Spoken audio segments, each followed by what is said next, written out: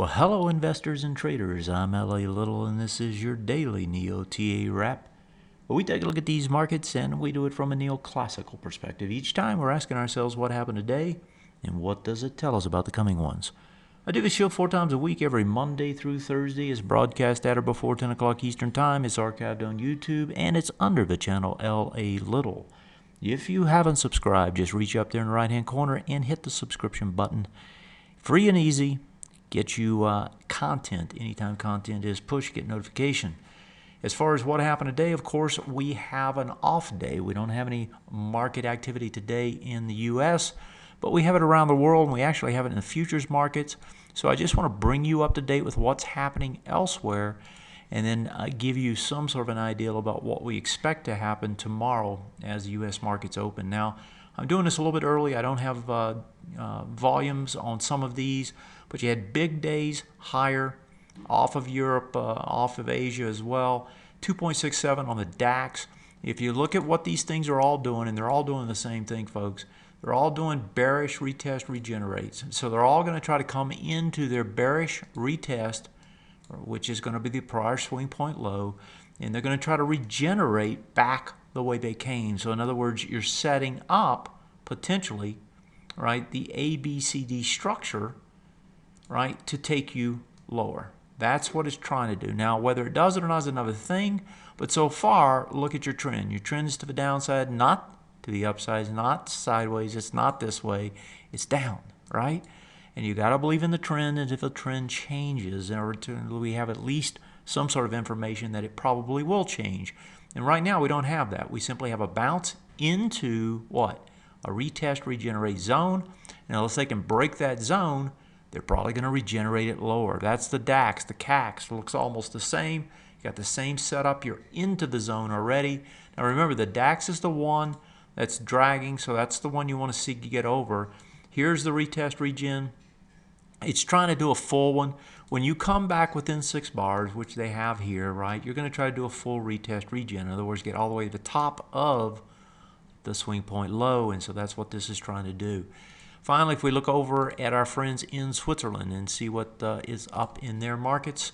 Again, last week, if you remember, or on Sunday, I was also talking about it. We were going to see bounces in all these markets, and I had talked about this one in particular on a weekly basis, had finished off an ABC structure to the downside. So the bounce here is taking it back. Retest, regen, that's what it's doing. It's coming right back to it. I would expect all these markets to try to get back into that zone come tomorrow.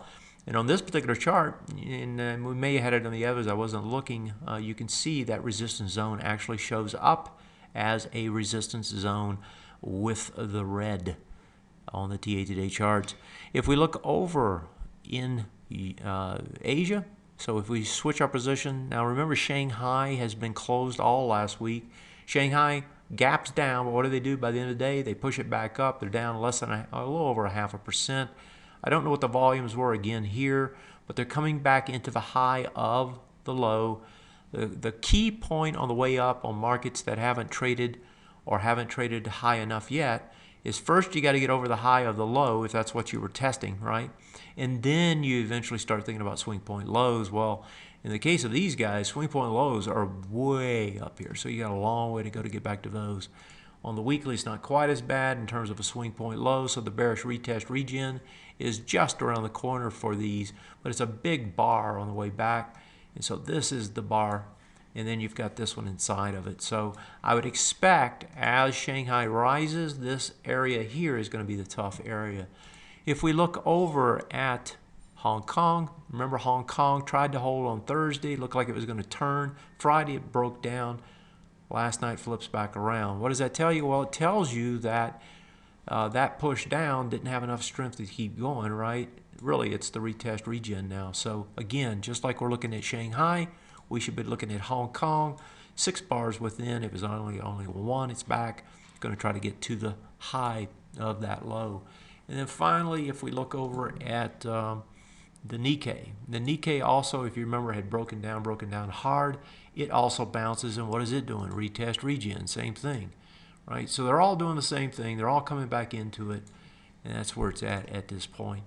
And if you look at it on a weekly, it's got a ways to go to get back up into that retest regen zone. That's on the actual indexes that traded today. Let's take a look at the futures. The first place we want to look in the futures is the euro, because Draghi actually had a speech today, and Draghi said, hey, if it looks like the market turmoil is going to threaten our outlook, then we're going to act. And so remember, what was it, about 3 weeks ago, he said, or at least the consensus was is that Europe was going to act with more QE. Well, today he qualified it a little bit, but he said, hey, if they do threaten our outlook, we're going to act, and we're going to act hard.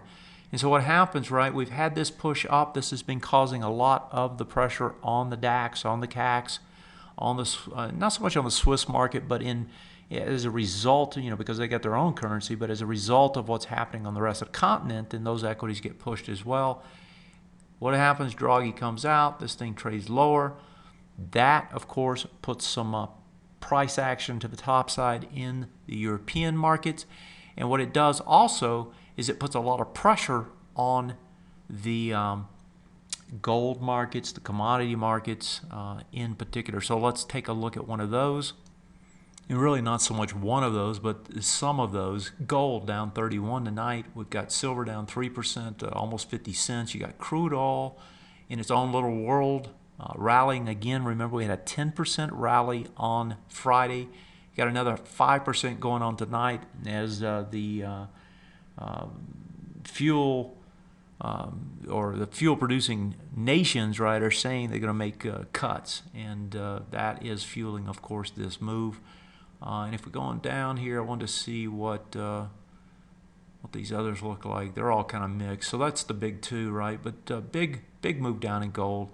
If we look at that gold market in particular, you'll probably remember we had that big spike up, right, on the gold market. And so the big spike here now completely taken away in 3 bars. This is going to try to push back into this little gap area. This actually, if gold is really going higher, this is the area they're going to try to buy, the aggressive buyers. I suspect it's going to get deeper though, because it's already had a huge run. And so that run, more than likely, with that spike action on the top, and if we were looking at GLD or some of those, you'd see that spike action being huge volume right on the spike. Now what you're doing is you're setting up some sort of a larger range, and the question is going to be, where's the range? Is it here? Right? Is it going to be a little bit deeper? Is it the bottom of this bar? And so forth. And so as this week goes on, we'll look at that stuff. But gold getting crushed off the euro move, which is off the Draghi speech. And finally, if we turn our attention to the U.S. markets in terms of the futures, you can see they're up pretty big from Friday. Remember, Friday had a big rally. And if you didn't tune in on Sunday, I had actually talked about giving a signal to the members of TA today to buy into the QQQ on Thursday afternoon before the close, about an hour before the close. And it's turned out to be a pretty good one. We got a 1.25% or so on Friday, and it's set up for another 2% rally from there. So it's about, you don't always have to catch the turns, but you want to try to catch as many as you can. And of course, you don't want to be on the wrong side of the trade. We've been in cash quite a bit. So this is a good opportunity, I suspect, as we look at the charts here, to actually make some money. So let's take a look at.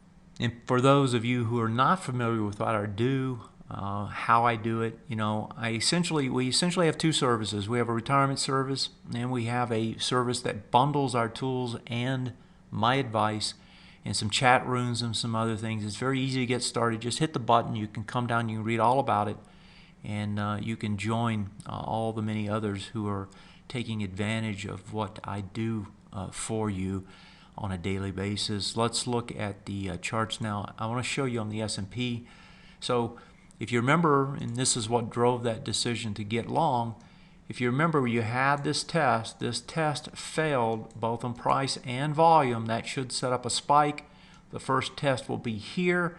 My suspicion is it will get over it, right? Trade above it, hold over it, and try to move up to a swing point low. Now the swing point low on the S&P 500 is actually this big bar. It's back, it is this big bar. These are all set up a little bit different when it's this big bar. So eventually the trade wants to try to move up to there. Now that's going to be a heck of a feat if it does it. I don't know that it's going to. You've also got another swing point low that overlaps with it. And so this whole area here becomes your serious resistance. So that's where you're going to be looking on the way up. It's more clear if you look at the NDX or the NASDAQ, so we'll take the NASDAQ. The NASDAQ also did a save. The NASDAQ did the save on the weekly, so it tests under, back over, has less volume. That sets the NASDAQ up to try to run higher. Where's it going to run to? Well, it's doing a retest regen, bearish retest regen, just like we were talking about on all the world indexes. It's back within 6 bars. It's going to try to get to the other side. That's a 4% move, folks. If it gets there, that's probably going to be the majority of what it's going to do. So that's the setup coming into this week. Shortened week. We'll see how it plays out. I'll leave it at that for tonight. Again, if you want to participate, it's a financially, it only takes, this one trade is going to make more than a year's worth of money for anybody that's in the trade. So, in terms of cost, $175 a year, it's $15 a month. You can't beat the price. Come over and check us out. Have a great night. I'll catch you tomorrow when we get a full day in. Take care. Good night.